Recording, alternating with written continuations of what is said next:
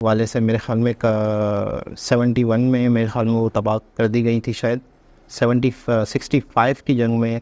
मतलब अब आज अस्सलाम वालेकुम, नमस्ते, सत श्री अकाल। उम्मीद करता हूँ ठीक होंगे, खुश होंगे दोस्तों। जहाँ रहें खुश रहें, माँ बाप का ख्याल करें क्योंकि माँ बाप हैं तो सभी कुछ है। दोस्तों आज की हमारी वीडियो है हिंदी में टाइटल है submarine deal special Indo France.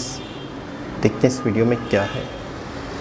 दोस्तों हाल ही में इंडियन नेवी के लिए राफेल फाइटर एयरक्राफ्ट्स की डील को तो काफी मीडिया अटेंशन मिली थी, लेकिन इस बीच बहुत से लोगों ने हमेशा की तरह नई सबमरीन डील को इग्नोर कर दिया है। जी हाँ दोस्तों, इंडियन नेवी और उसकी सबमरीन्स की कहानी काफी इंटरेस्टिंग है और अब जो 3 स्कॉर्पियन सबमरीन्स हमारी फ्लीट में ऐड होने वाली हैं, वो डील भी काफी सिग्निफिकेंट है। तो आइए आज की इस वीडियो में इस डील और इंडियन नेवी की सबमरीन्स की कहानी के बारे में चर्चा करते हैं। बस आप बने रहिएगा अंत तक हमारे साथ। लेकिन वीडियो शुरू होने से पहले अगर आप चैनल पर नए हैं या आपने अभी तक चैनल को सब्सक्राइब नहीं किया है तो चैनल को सब्सक्राइब करना और बेल आइकॉन दबाना बिल्कुल ना भूलें।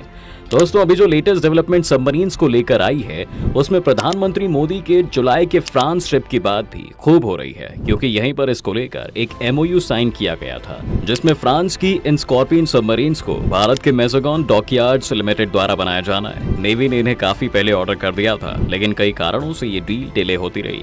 लेकिन ये पहली बार नहीं है जब भारत को ये स्कॉर्पियन क्लास सबमरीन्स मिल रही हैं। इससे पहले भी भारत ने फ्रांस के साथ 6 सबमरीन्स की डील साइन की थी, जिसमें से आखिरी सबमरीन अभी कुछ वक्त पहले ही डिलीवर हुई है। अब दोस्तों इसके बाद प्लान ये था कि 6 और स्कॉर्पियन सबमरीन्स का ऑर्डर दिया जाएगा, लेकिन ये सबमरीन्स नेक्स्ट जनरेशन वाली होंगी। ये सबमरीन्स प्रोजेक्ट 75I या फिर P75I के जरिए ऑर्डर की जानी थी, लेकिन ये प्रोजेक्ट काफी डिले हो रहा था। ऐसे में नेवी की और फ्रांस की भी ये राय थी कि जब तक उन सबमरीन्स पर कोई डील फाइनल नहीं हो जाती है तब तक 3 इसी तरह की स्कॉर्पियन क्लास सबमरीन्स को ही और ऑर्डर कर लिया जाए, और वही MOU इस बार साइन किया गया है। अगर इंडियन नेवी में हम सबमरीन्स की बात करें तो पहले हमारा फोकस सबमरीन्स पर नहीं था। देश की आजादी के समय यूके के ऊपर भारत का कुछ कर्ज बाकी था, जिसे चुकाने के लिए यूके ने भारत के साथ कई सारी डिफेंस डील्स उस समय की थी।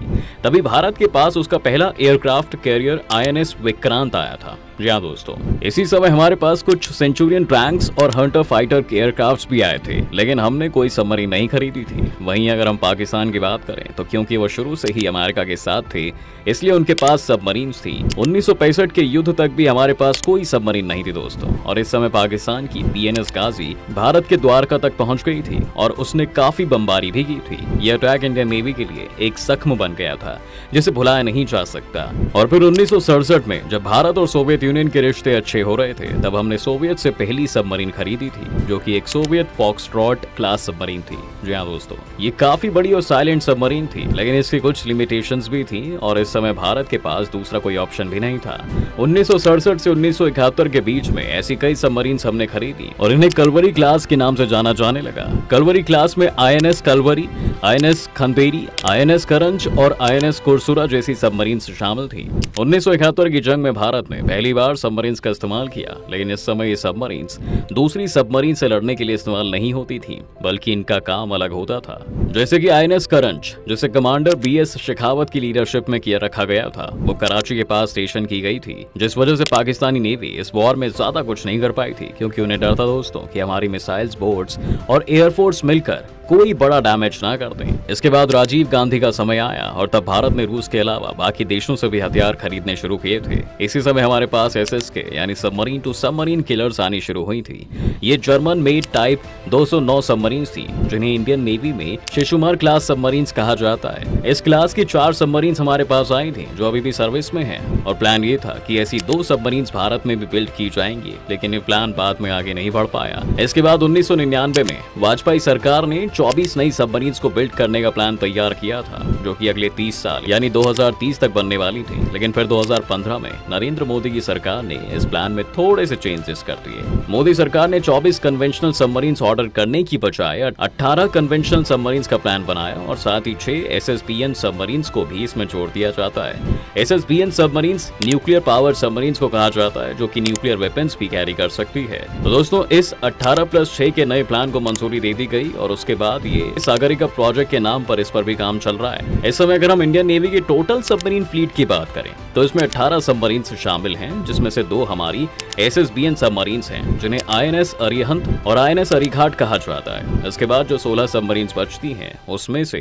6 सबमरीन्स हमारे पास स्कॉर्पियन क्लास सबमरीन्स हैं, जिन्हें हम कलवरी क्लास बुलाते हैं। इसके बाद दोस्तों हमारे पास 4 शिशुमार क्लास सबमरीन्स हैं, जो कि राजीव गांधी के समय की टाइप 209 सबमरीन्स ही हैं। इन 4 सबमरीन्स को INS Shishumar, INS शंकुश, INS Shalki और INS शंकुल कहा जाता है। दोस्तों इसके बाद जो बाकी सबमरीन्स हमारे पास हैं वो पुरानी Soviet made kilo class submarines हैं, जिन्हें हम सिंधु घोष क्लास भी कहते हैं। अब इंडियन नेवी के पास ये किलो क्लास सबमरीन्स बहुत पहले से हैं, जिस वजह से पिछले साल INS सिंधु ध्वज नाम की सबमरीन को पिछले साल डीकमीशन कर दिया गया था और INS सिंधु वीर को हमने 2020 में म्यांमार को गिफ्ट कर दिया था। इसके अलावा एक INS सिंधु रक्षक नाम की किलो क्लास सबमरीन भी हमारे पास थी, जो कि 2013 में ही एक एक्सीडेंट के चलते डूब गई थी। बाकी किलो क्लास सबमरीन्स अभी भी सर्विस में ही हैं, लेकिन इन्हें बार बार रूस भेजना पड़ता है ताकि इनकी मेंटेनेंस की जा सके और साथ ही इन्हें आज के समय के हिसाब से भी अपग्रेड किया गया है।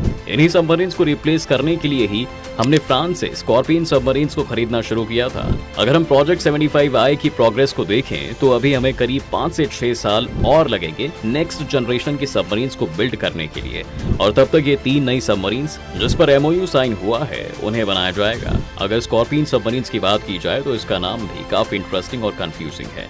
यहाँ पर स्कॉर्पियन का मतलब वो बिच्छू नहीं है जी हाँ दोस्तों, बल्कि यहाँ ये स्कॉर्पियन वो फिश है जो कि समुद्र तल पर घंटों तक बिना नजर आए रहती है और साथ ही उसमें जहर भी होता है। इंडियन नेवी अपनी सभी सबमरीन्स का नाम किसी न किसी एक्वेटिक एनिमल के नाम पर ही रखती है, इसलिए ये स्कॉर्पियन बिच्छू वाला स्कॉर्पियन नहीं है बल्कि स्कॉर्पियन फिश है।